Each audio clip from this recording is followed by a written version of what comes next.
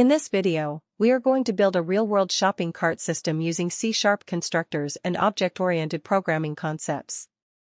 Instead of creating a simple program, we will develop a practical application where users can select multiple products from a list, enter quantities, and generate a complete shopping invoice.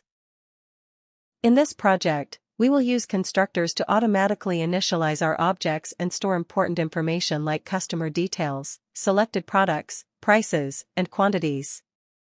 We will also learn how to work with classes, objects, arrays, methods, and constructor parameters to create a more organized and professional C# application.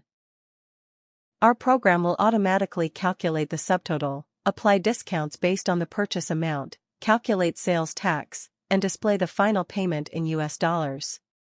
This project is a great example of how C# is used to build real-world systems like online stores, billing applications, and point-of-sale software.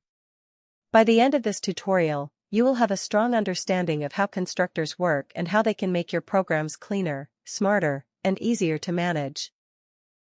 Complete code in the description.